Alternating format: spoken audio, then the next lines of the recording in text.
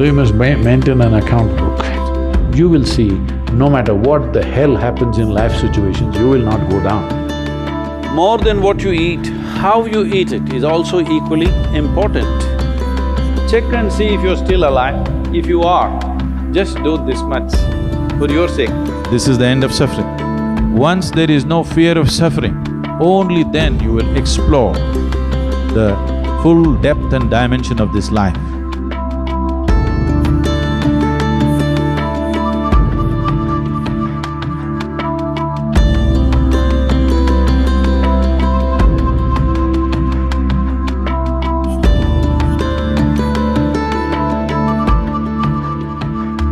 Outside challenges are many. There are many things in the world. Some things will happen, some things won't happen, some things will act for us, something will work against us. These things are happening all the time.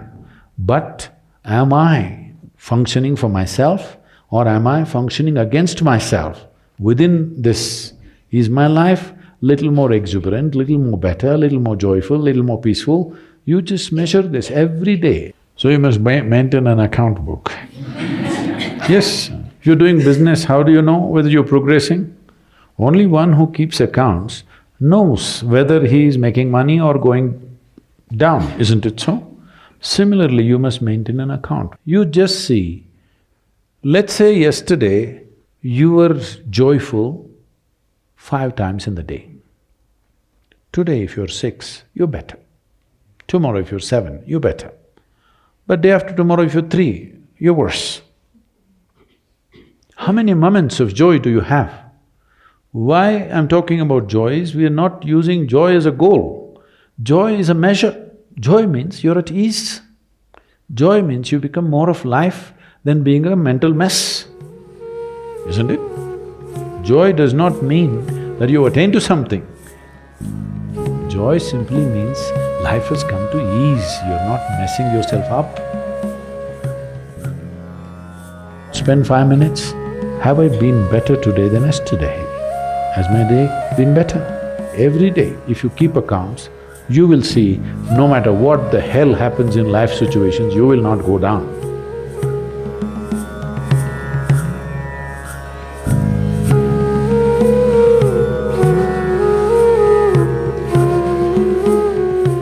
Here I'm not trying to tell you what to eat and what not to eat. You eat whatever you want. But being a human being, the most important thing is that you do it consciously. Whatever you do must happen consciously. Your selection of food and consumption of food also must happen consciously.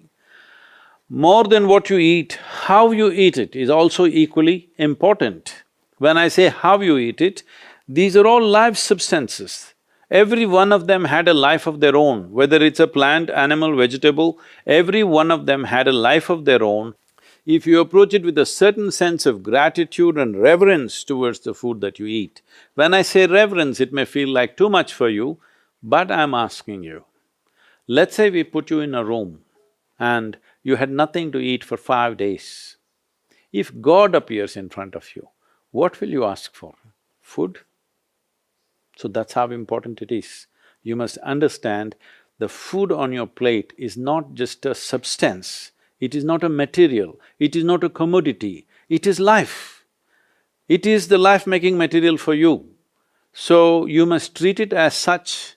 Right now, when it's on the plate, when it's out there, it has no value, but the moment you consume it and it becomes your flesh and blood, now suddenly it's of immense value. Why do we live like this? It's very important, when it comes on your plate itself, you must treat it as a part of yourself. With great reverence, you must consume. Just the way you consume it, if you change that, food will behave very differently within you.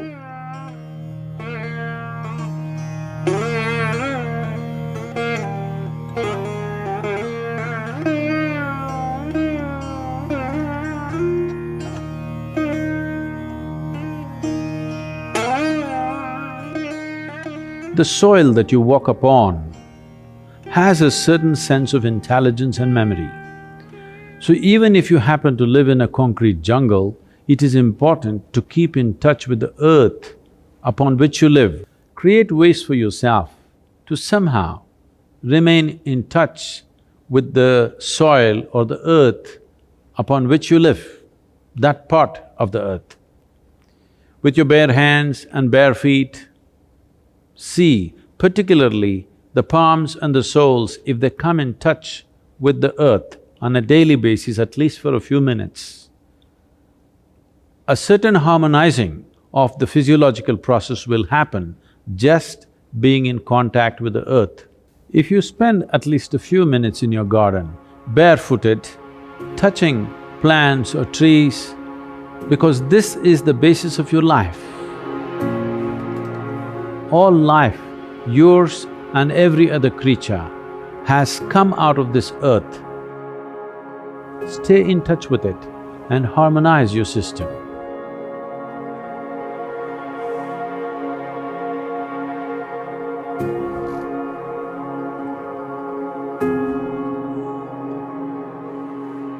One thing is, before you go to bed, just sit in your bed just for 2 minutes. 2 minutes, just see, suppose you're going to die right now in 2 minutes' time, how it'll be, and then sleep. You will see tomorrow when you wake up, you'll wake up like you just born. If you go to sleep with this awareness, you will wake up with a completely new dimension of energy within you. Suppose you wake up tomorrow.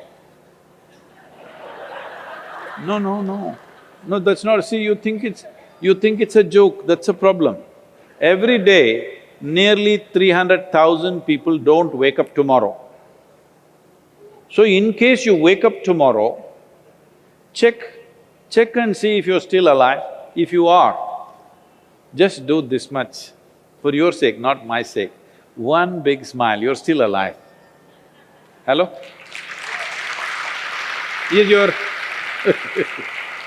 Is your life worth this much? See, do not think every day you will wake up, one day you will not wake up. Yes or no? Tomorrow morning you woke up, check if you're still alive. If you're dead, I will pardon you. If you're alive, one big smile. Then if 300,000 people die on the planet, maybe 3 to 5 million people would have lost somebody who's dear to them. So just check those 4 or 5 people who matter to you in your life, all of them still alive. One more smile. Hello? And you looked at the watch, it's 7 o'clock and you're still alive. One more smile. Hello? From now on you must do this every time you look at the time.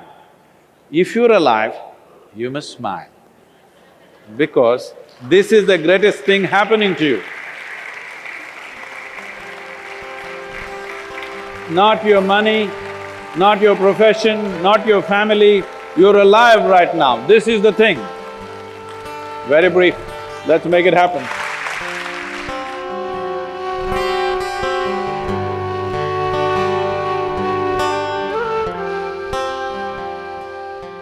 Your ability to live well on this planet is essentially how well you can harness this body and this mind. Yes or no?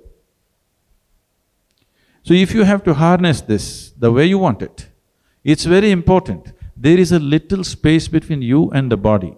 There is a little space between you and the mind. Whatever suffering, any kind of suffering that you have known in your life has entered you either through the body or through the mind. Do you know any other kind of suffering? Do you know any other kind of suffering? Physical suffering, mental suffering. There's only 2 things you know, isn't it? If a little distance arises between you and the body, between you and the mind, this is the end of suffering. Once there is no fear of suffering, only then you will explore the full depth and dimension of this life. So, one thing we want to do is, we are bringing this what's called as Isha Kriya, which gives you a distance between you and your thought, between you and your body. If people experience this for 2 minutes a day, their lives will change. Definitely, I'm telling you. Once they know the freedom of it, you will not like anything. You will not like any drink or drug or whatever, because it is a much big high than that. Much big high than anything that you have seen. So one of the resolutions that you take for the new year is, I meditate.